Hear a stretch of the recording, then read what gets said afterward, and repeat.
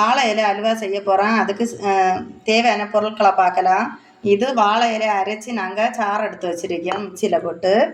இது கார்ன்ஃப்ளவர் மாவு 2 டம்ளர் தான் நான் எடுத்து வச்சுருக்கேன். இது நெய், இது ஏலக்காய் பொடிச்சு வச்சுருக்கேன். இது அண்டி பருப்பும் கிஸ்மிஸ் இந்த பதாமும் சேர்த்து நாங்கள் நறுக்கி வச்சுருக்கோம். இது சுகரு. இது தேவையான தண்ணி கார்ன்ஃப்ளவரை கலக்கி போடியது. இப்போ செய்முறையை நம்ம பார்க்கலாம். சட்டி அடி பிடிச்சாமல் இருக்குது. 2 ஸ்பூனு நெய்,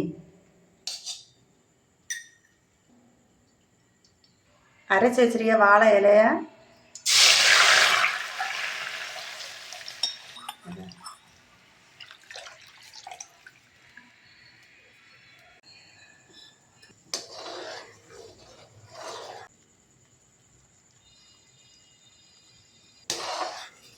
இனி தேவையான சீனி போட போகிறோம்.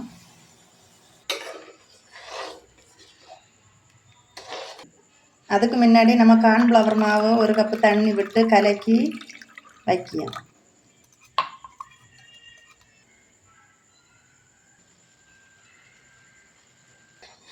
நாங்கள் என்ன தண்ணி வற்றி கொஞ்சம் கொதித்து நல்லா வற்றி வந்துட்டு, அதனால இனி கரைச்சி வச்சிருக்க கார்ன்ஃப்ளவரை இதில் விட்டு கடி பிடிச்சாமடிக்கு நம்ம கிண்டி கொடுத்துட்டே இருக்கணும்.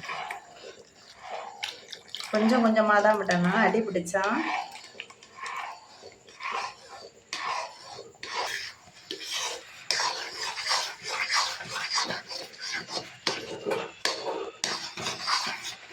இனி தீயை நம்ம சிம்மில் வைக்கணும், அல்லது அடி பிடிச்சா.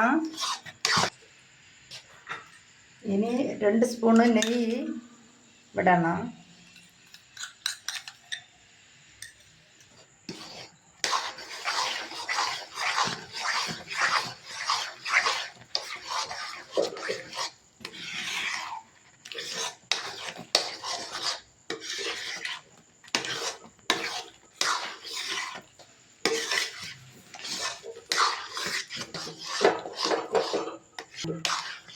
இனி சட்டியில் ஒட்டாத அளவுக்கு நெய் பிரிஞ்சு வர வரைக்கும் நம்ம கிண்டி கொடுத்துட்டே இருக்கணும். இனி நம்ம பிடிச்ச வச்சிருக்க ஏலக்காய் போட்டு கொடுப்போம்.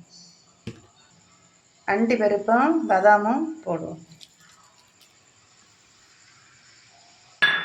போட்டுட்டு ஒரு கிண்டகம் கிண்டி கொடுப்போம்.